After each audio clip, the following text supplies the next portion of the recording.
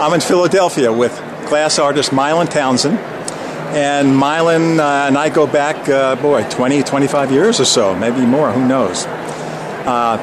Milon, why don't you tell the folks about yourself, where you're from, how you got started in glass, and maybe introduce yourself and your work. Well, I started out as a child.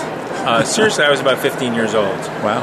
And I started messing around with glass with some equipment that used to belong to the high school, which I was attending. Somehow that made its way to my bedroom in my home.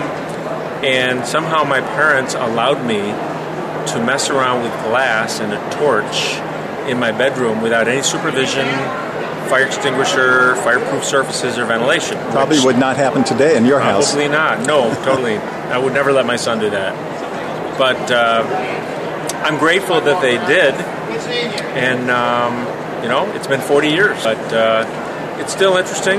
This is part of my newer body of work. I've been casting since about 7 or 8 years ago, since 2005. And I enjoy the process of kiln casting glass. This is 8 inches wide and almost 8 feet tall, and it's the kind of thing you could install in a building. Children play with it or on it, and you wouldn't have to worry about them breaking the glass.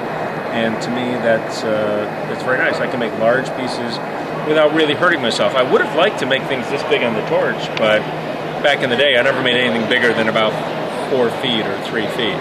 How thick is that glass? How thick is this?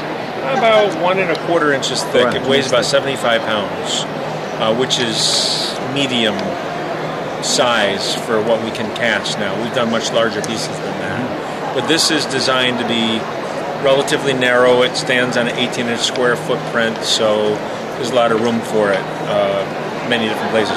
Over here you can see some of the dragons that we've done. This is a dragon with a fairy brushing its teeth.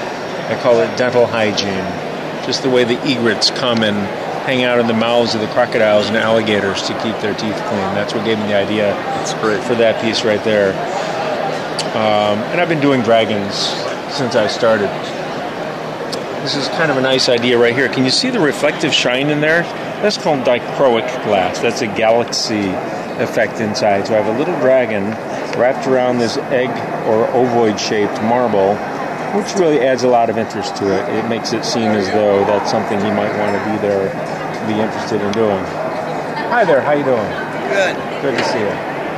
This is another one. It's made on a white and clear core with ruby trim and ruby wings and flames coming out of his mouth. Do you design it, sketch out sketches, or do you just design it while you're blowing it? I just done it for 40 years. I really do work 10 to 12 to 14 hours a day. That gives you a certain amount of technical proficiency with which to express any good ideas you might run across. There's a lot to be said for continuous commitment and application and producing large volumes of work to give yourself the skills that you need to make the work with. And you also teach at Corning and some of the other schools around. This piece I just showed you, this koi stream, was just cast 2 weeks ago during my class at the Corning Museum of Glass in January. That was one of my class's projects that we made together. Oh, so that's the kind of class I just taught. Well, great, Milon. Well, thank you very much.